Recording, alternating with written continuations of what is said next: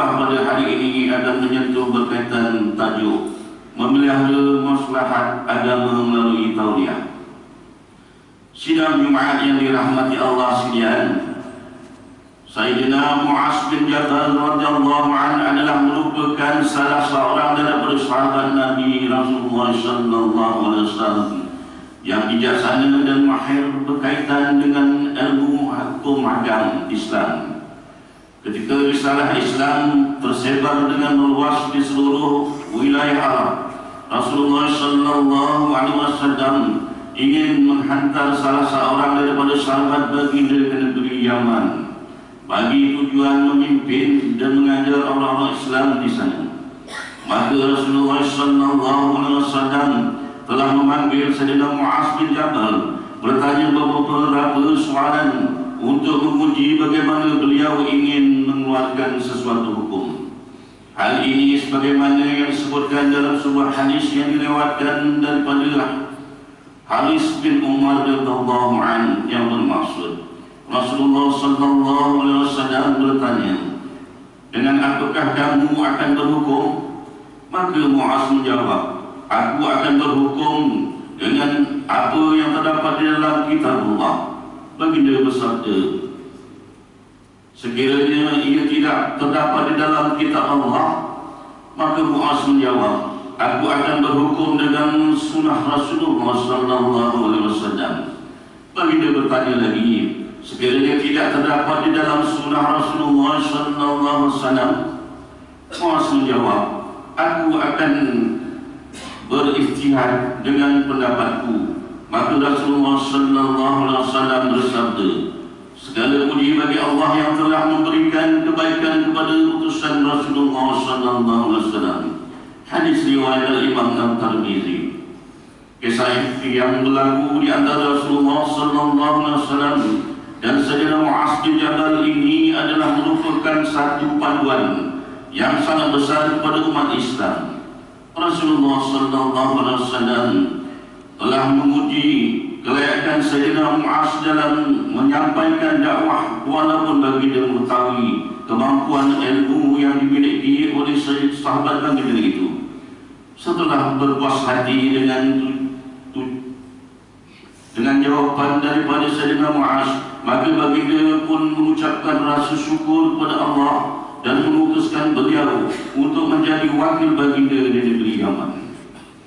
Menerusi peristiwa ini juga Rasulullah sallallahu alaihi wasallam mendidik kita supaya memerhatikan daripada siapa sesuatu bahagian dalam ilmu agama itu harus diambil dan dipelajari. Adakah ilmu agama itu boleh diambil daripada mana-mana orang yang dirasakan layak hanya dengan kemasyhuran atau gelaran dan pangkat yang mereka miliki? Atau agama itu boleh dibiarkan diambil daripada mana-mana orang yang tidak diketahui latar belakang kelayakannya? Kesemua ini adalah merupakan perkara yang penting untuk kita lihat di dalam kehidupan beragama.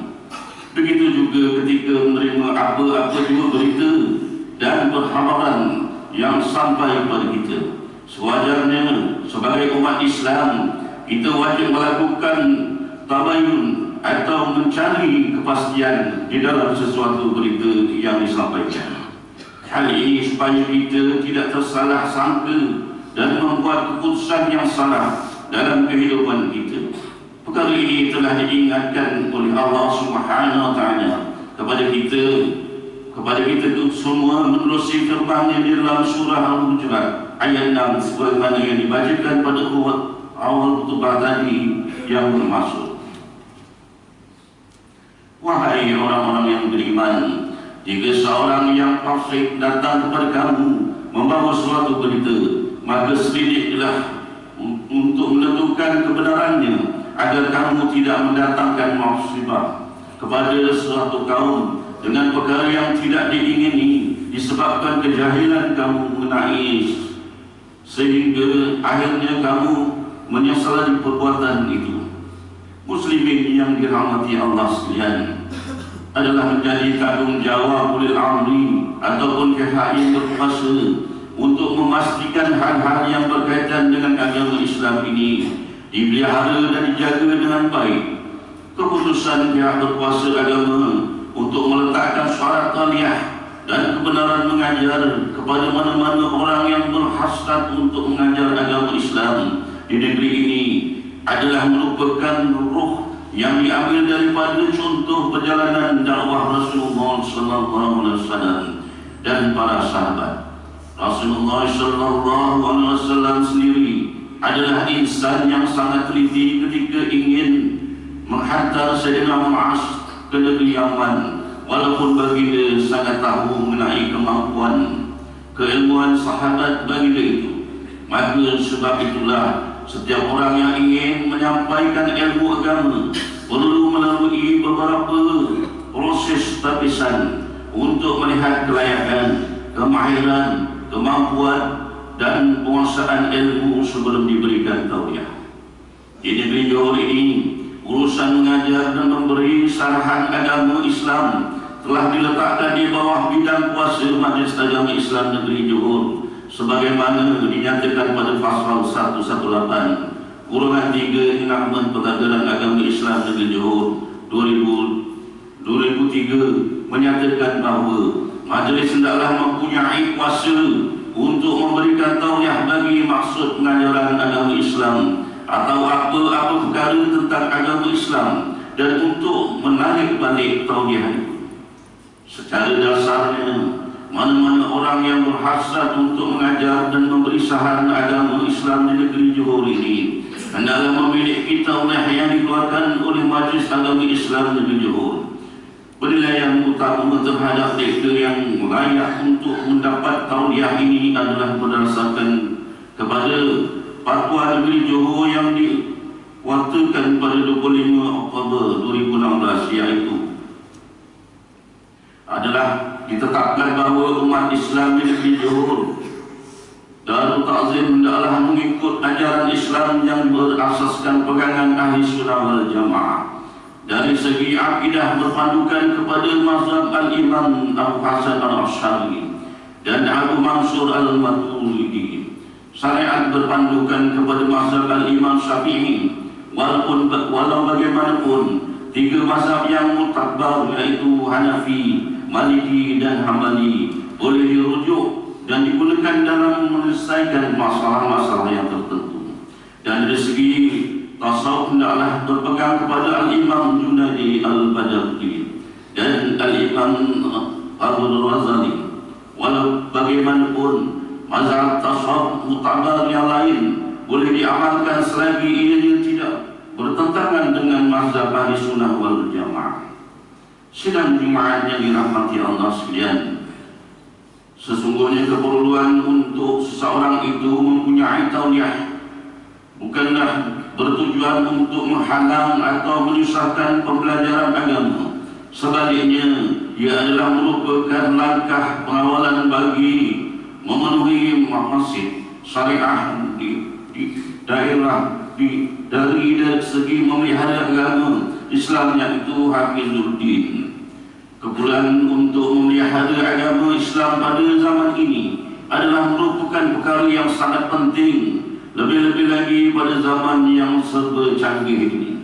Walaupun pada hari ini manusia sangat mudah untuk mendapatkan apa jua maklumat melalui pelbagai sumber, namun ingatlah, bagi tujuan belajar dan mengajar ilmu agama, kita harus mendahulukan mana yang lebih utama di samping memelihara adab ilmu. Syarat-syarat yang diletakkan oleh pihak berkuasa agama ini adalah amat penting supaya tidak berlaku penyebaran ajaran yang bercanggah dengan amalan agama umat Islam di negeri ini ataupun berlakunya penyelewengan. Ulama hadis seperti Imam Muslim sendiri pernah menukilkan sebagian dalam pendahuluan kitab sahihnya kata-kata yang masyhur dari seorang ulama, yaitu Muhammad ibn Sirin, yang bermaksud sesungguhnya ilmu yang dipelajari ini adalah agama. Maka kamu lihatlah daripada siapa kamu mengambil agama kamu. Menurut Enakmen, kesalahan Besar Jenayah Syariah Negeri Johor tahun 1997 menyatakan bahawa mereka yang melanggar pasal 11 iaitu mengajar apa-apa perkara yang berhubungan dengan agama Islam tanpa tauliah boleh dikenakan denda tidak melebihi RM5,000 ataupun dipenjarakan selama tempoh tidak melebihi 3 tahun atau kedua-duanya sekali. Sidang Jumaat yang dirahmati Allah sekalian, sebagai kesimpulan bagi mengakhiri khutbah pada hari ini, mimbar sekali lagi ingin mengingatkan bahawa kewajipan memelihara agama ini adalah terletak di atas bahu kita semua yang beragama Islam. Syarat tauliah yang dikenakan oleh pihak berkuasa agama di negeri ini tidak lain hanyalah demi memastikan hanya mereka-mereka yang benar-benar layak saja dibenarkan untuk mengajar agama Islam di negeri ini. Tindakan ini juga mampu untuk mencegah pihak yang bercanggah dengan pegangan Ahli Sunnah wal Jamaah dan seterusnya mengelak daripada menimbulkan suasana yang tidak tentram, berunsur pecah belah dan melanggar amalan beragama yang telah sekian lama diamalkan dalam masyarakat kita di negeri ini. Sesungguhnya yang baik juga memerlukan pelaksanaan yang baik di samping keazaman untuk menyampaikan risalah ilmu dengan penuh damai dan harmoni. Semoga kerjasama dan persepahaman yang erat dari semua pihak mampu untuk menjadikan majlis ilmu agama di negeri ini subur dan membawa kebaikan kepada semua dan bukannya menjadi pintu fitnah. Allah Subhanahu wa Ta'ala memerintahkan manusia supaya menyeru kepada agamanya dengan cara yang baik, lemah lembut, penuh hikmah dan tanpa kekerasan. Jalan ini sebagaimana firman-Nya yang menerusi ayat 33 daripada surah Fussilat yang berbunyi, A'udzubillahi minasyaitonir rajim. Wa man ahsanu qawlan mimman da'a وعمل صالحا وقال إنني من المسلمين. Sadaqallahul azim yang bermaksud, dan tidak ada yang lebih baik perkataannya daripada orang yang menyeru kepada Allah, yakni menghasilkan dan mematuhi perintahnya, dan dia sendiri mengerjakan amal yang soleh sambil berkata, sesungguhnya aku adalah daripada orang-orang Islam yang berserah sepenuhnya kepada Allah. Barakallahu li wa lakum fil Qur'anil azim wa nafa'ni wa iyyakum